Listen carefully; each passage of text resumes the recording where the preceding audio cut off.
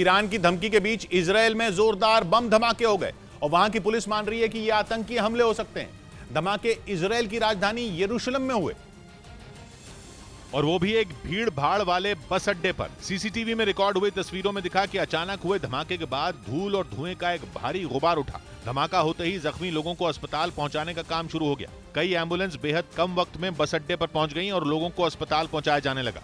धमाका जोरदार तो था ही, भीड़ भाड़ वाली जगह पर भी हुआ था, इसीलिए 18 लोग जख्मी हो गए। दावा किया जा रहा है कि एक अनजान बैग में विस्फोटक रखकर आरोपी फरार हो गए थे।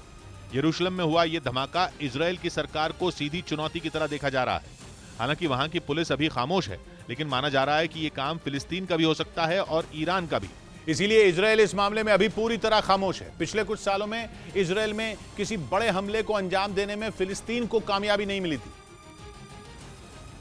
इसीलिए अंदेशा जताया जा रहा है कि यह काम ईरान का भी हो सकता है। हिजाब विरोधी आंदोलनों के लिए ईरान लगातार इजरायल और अमेरिका को जिम्मेदार बताता रहा है।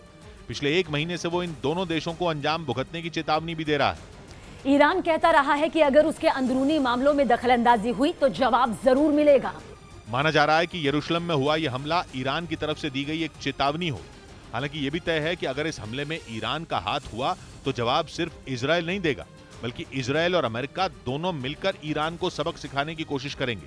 इसीलिए माना जा रहा है कि ईरान और इजरायल के बीच बढ़ रहे तनाव में यह घटना निर्णायक साबित हो सकती है। इस बीच खबर है कि अमेरिका ने चीन को उसकी वायुसेना की हरकतों पर बुरी तरह फटकार लगाई। बताया जा रहा है कि अमेरिका के रक्षा सचिव की चीन के रक्षा मंत्री से एक दिन पहले कंबोडिया में करीब 1.5 घंटे तक बातचीत हुई थी, जिसमें उन्होंने चीन के इंडो पैसिफिक रीजन में कई बार घुसपैठ करने के मुद्दे को उठाया और ये साफ कर दिया कि अमेरिका चीन की इस हरकत को बर्दाश्त नहीं करेगा। और ऐसा पहली बार नहीं जब अमेरिका ने चीन को खरी खरी सुनाई हो। यही वजह है कि इंडो पैसिफिक रीजन में राज करने का सपना संजोए बैठे चीन की राह में अमेरिका बड़ा रोड़ा साबित हो रहा है। ऐसे में एक बार फिर अमेरिका ने चीन को यह समझा दिया कि वो इस रीजन में दखल देने की कोशिश ना करे, इसी में उसकी भलाई है। और वो अगर अपनी हरकतों से बाज नहीं आएगा तो वो अपने लिए खुद मुसीबतें खड़ी कर रहा है। और इस बात से चीन वाकिफ भी है, क्योंकि चीन इंडो पैसिफिक रीजन में अपना दबदबा बनाए रखने के लिए कोई कसर नहीं छोड़ रहा है।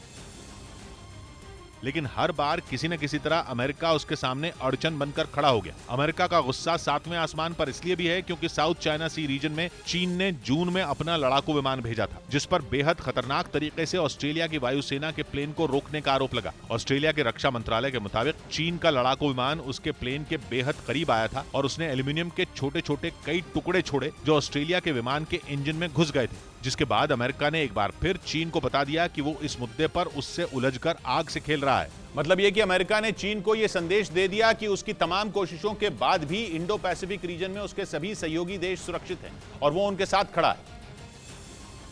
जिसका सबूत अगस्त में अमेरिकी संसद की स्पीकर नैन्सी पेलोसी ने ताइवान पहुंच कर दिया था। उनके दौरे से चीन बौखला गया। वो ऐसा भड़का कि जोश में होश खो बैठा। चीन तभी से अमेरिका और ताइवान को युद्ध की गीदड़ भभकी दिए जा रहा है। वो ताइवान के पास बड़ी बड़ी मिलिट्री ड्रिल कर चुका है।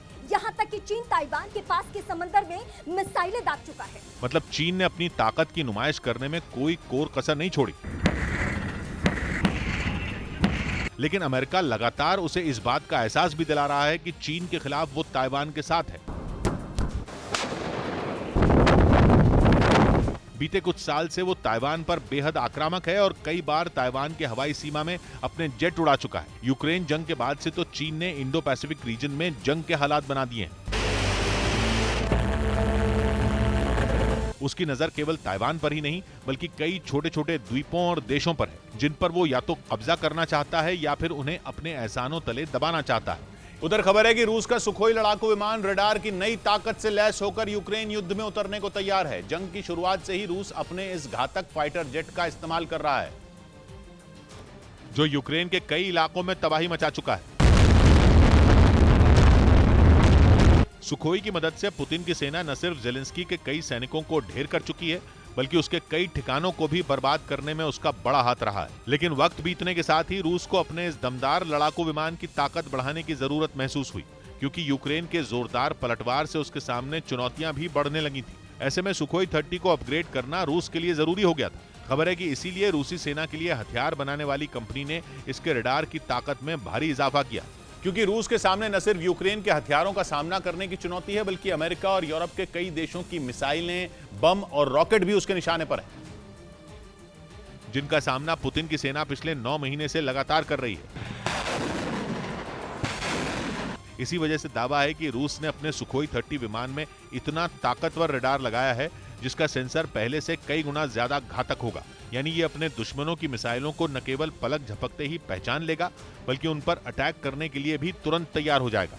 इस शक्तिशाली रडार की मदद से रूस हवा, जमीन और समंदर में मार करने वाली मिसाइलें बरसा सकेगा। इतना ही नहीं, ये रडार दुश्मनों की इतनी सटीक जानकारी देगा कि सुखोई को उन्हें ढेर करने में मुश्किल नहीं होगी। कहा जा रहा है कि नए रडार से सुखोई 30 की मारक क्षमता भी कई गुना बढ़ गई और अब पुतिन जल्द से जल्द इस घातक विमान को यूक्रेन युद्ध में उतारने की तैयारी में है ताकि वो अपने मकसद में कामयाब हो सकें।